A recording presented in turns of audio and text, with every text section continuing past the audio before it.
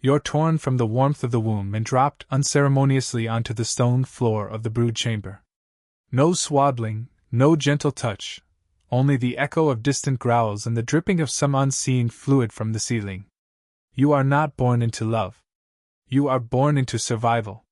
Your tiny body shivers in the damp cold, your first breath scraping like fire down your throat, and the only comfort you receive is the knowledge that you are still alive. The walls hum faintly, carved with grotesque symbols, trophies of hunts long past. They tell you nothing but one truth: this world belongs to those strong enough to claim it. Your mother does not linger. Her eyes flicker toward you, unreadable, before she vanishes into the dark, leaving behind the smell of iron and smoke.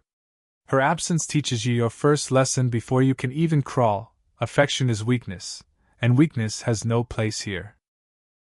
You make your first noises, ragged and shrill, nothing more than a feeble protest against the silence pressing in.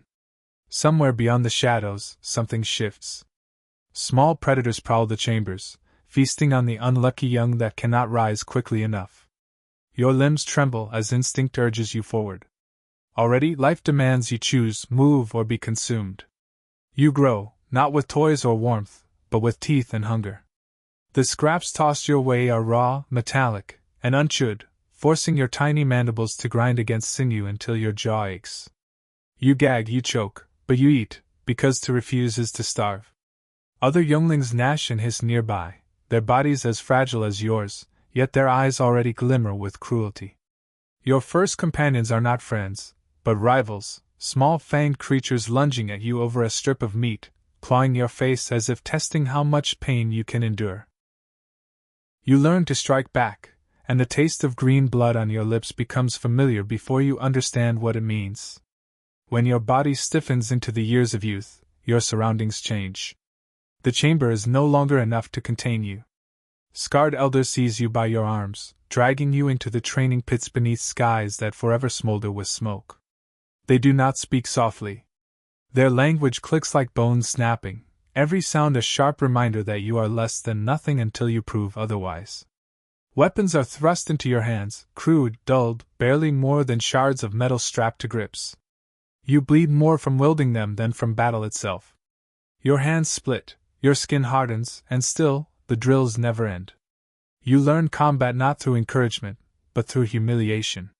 Fail to block a strike, and you taste dirt, blood pooling in your mouth while the veteran sneers above you.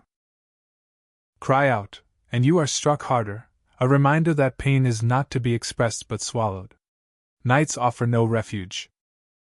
The pits are alive with whispers, other younglings take enduring exercises, their screams fading into silence never spoken of again. Each disappearance sharpens the truth, only the worthy return. You sleep with one eye open, clutching your cracked blade, knowing even your peers would slit your throat for a chance at survival. Language comes slowly, the clicks and growls of your kind unraveling until you understand every insult hurled at you. Words are daggers, sharper than the weapons in your grip. Softer than human flesh. They call you, and the sting burns worse than the lash. You crave the moment when their jeers turn to silence, when your hands can finally prove them wrong. Yet until then, you endure, shaping your body and spirit against the storm that never ends. The seasons change, though you lose count of them. Your frame lengthens, muscles coiling with tension, your dreadlocks thickening into cords that swing as you move. You are no longer a child, yet not yet an adult. The clan sees you as unblooded, a body with potential but no honor, a tool waiting to break. Hormones surge like venom through your veins, making you reckless, brash, desperate to prove yourself. You strut as though the world belongs to you, yet the eyes of your elders see only a disposable thing, a blade to be cast into the fire.